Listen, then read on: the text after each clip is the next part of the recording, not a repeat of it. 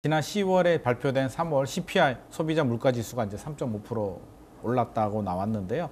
이 인플레이션 상황인데 이제 문제는 또 미국이에요. 우리하고 미국하고 이제 또 인플레이션 목표치, 미국 같은 경우는 목표치가 이제 2% 내려갈 때까지 뭐 기준금리 인하 쉽지 않다라는 이야기를 하고 있는데, 뭐 제 생각에는 몇 달 전만 하더라도 한 2달 전만 하더라도 기준금리 미국이 한 6월 정도 할 거야.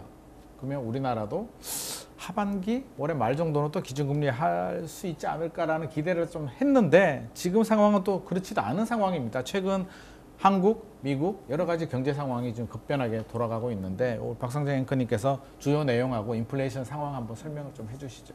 네, 미국 연준에서는 지금 아무래도 물가가 중요하죠. 중요하죠. 연준에서는 끈적끈적한 물가, 스티키한 인플레이션이라고 표현을 지금 하고 있는데, 그렇죠. 이 이야기인즉슨 잡힐 듯 잡히지 잡힙니다. 않는다라는 얘기입니다. 실제로 숫자가 그걸 증명하고 있는데요. 이번에 3월에 소비자 물가지수가 3.5%로 발표가 됐는데 예상치가 3.4%였습니다. 사실 3.4%? 네, 0.1%포인트 차이기는 하지만은 시장은 이 미묘한 차이에도 상당히 민감하게 반응을 할 수밖에 없는 상황이고요. 네네. 어찌됐든 간에 예상치를 상회한 상황입니다. 그러면 이 3.5라는 숫자가 어느 정도의 수준인가? 지난해 9월 이후에 6개월 만에 가장 높은 수치입니다. 그러니까 작년 9월 이후에 겨울 되고 봄 되고 하면서 물가 좀 잡나 보다 했는데 그렇죠. 결국에 다시 오른 거예요. 그러니까 약간 좀 아쉬운 마음이 들 수밖에 없고, 이렇다 보니까 연준이 금리 인하 시점에 상당히 좀 물가가 중요한 지표가 되기 때문에 금리 인하에 대한 우려감이 재차 커지고 있는 상황입니다.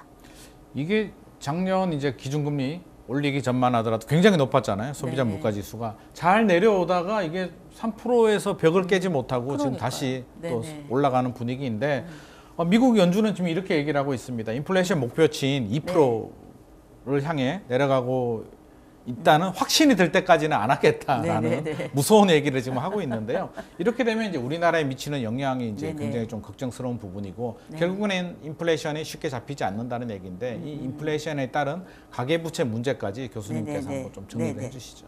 그 아까 말씀하신 것처럼 우리나라는 지금 10차례 동결했지 않습니까? 네네. 근데 이제 사실은 이제 그 미국 기준금리가 5.5고 우리가 이제 3.5죠. 그래서 그렇죠. 2% 차이인데 네네. 뭐 역대 최대라 그럽니다. 그렇죠. 그런데 이제 최대를 더 늘려가지고 우리가 낮출 필요가 있냐?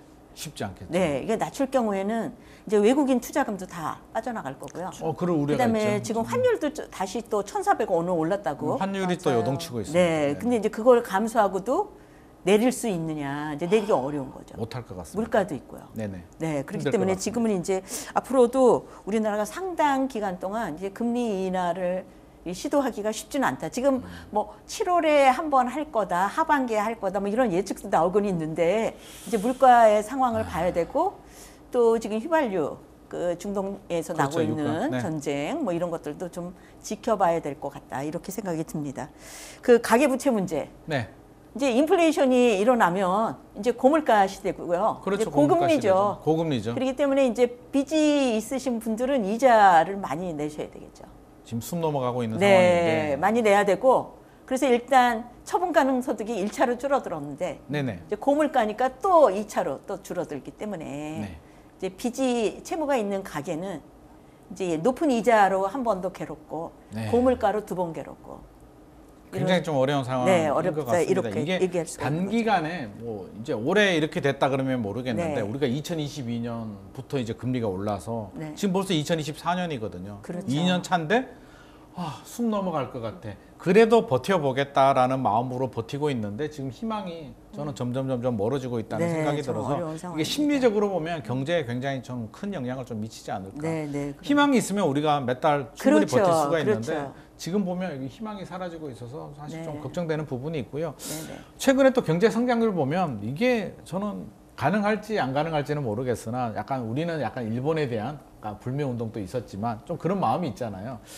1인당 국내 총생산 GDP가 이제 일본을 넘었을 것이다 라고 이제 하는 전망도 있고, 아니다라는 또 전망도 있더라고요. 네. 양쪽 이제 전망이 있는데 그래도 저는 이런 뉴스 보면 왠지 모르게 좀 기분이 좀 좋아지는 또 희망이 생기는 이런 또 기분도 드는데 이 내용 한번 좀 알려주시죠. 네, 이 데이터는요, IMF가 전망 보고서를 내놓은 것을 인용을 한 겁니다. IMF가 2024년도 이 GDP, 각국의 GDP 전망치를 내놨는데요. 여기서 우리나라는 올해 1인당 GDP가 34,653달러, 우리 돈으로는 한 5천만 원 조금 상회하는 수준으로 보시면 되겠습니다. 지금 환율이 네. 많이 올라가지고요. 그래서 조사 대상국 가운데서 32위에 올랐습니다. 그렇다면 일본은 얼마냐? 일본은 34,554달러, 한 단계 아래인 33위. 그러니까 사실은 큰 차이는 아니에요. 우리가 한 단계 100달러. 넘네요. 네. 그래도 기분 좋습니다. 그러니까요. 그런데 우리나라가 이런 집계가 나온 이후로 일본의 GDP를 넘어선다면, 이건 전망이니까요. 사실 네. 아직 팩트는 아닌데, 넘어선다면은 IMF가 집계하긴 이래 처음 있는 일이 될 거라고 합니다. 그래서 이런 데이터가 나오게 된 배경으로는 이 엔저를 언급을 하고 있습니다. 그래서 엔저 영향으로 인해서 우리가 좀 이렇게 역전을 할 수 있지 않을까라는 전망이 나오고 있고, 근데 한켠에서는 약간 회의적인 시각도 있는 게, 최근에 일본 같은 경우는 잃어버린 30년을 되찾는 30년이 이제 시작됐다. 그런 목소리가 네, 있습니다. 네네. 그래서 일본 경제는 상향 곡선을 타고 있고 우리 경제는 지금 위기에 놓여 있다. 뭐 고령화라든지 이런 여러 가지 부분들의 문제가 동시다발적으로 발생하는, 그래서 고성장이 약간 꺾이지 않을까. 그래서 곡선이 크로스되는 가운데 이게 정말 가능해? 라는 시각도 있습니다. 맞습니다. 저도 좀 걱정되는 부분이 있고, 출산율만 보더라도 우리가 네. 지금 0.6명대, 그렇죠. 일본은 1.3명 됩니다. 어, 그렇죠. 예전만 하더라도 일본은 저출산의 아, 대명사였는데 이제 우리가 일본의 반토막 정도 수준밖에는 맞아요. 되지 않고, 최근에 일본 이야기 들어보면 또 일본은 또 경제 괜찮다라는 뉴스가 나오고 또 경제 성장률도 작년에는 우리는 좀 예상치보다 내려왔는데 일본의 예상치보다 높게 나오면서 또 우려하는 목소리가 또 현실이 될 수도 있습니다. 그래서 좀 허리끈은 좀 졸라매야 될 것 같긴 한데요.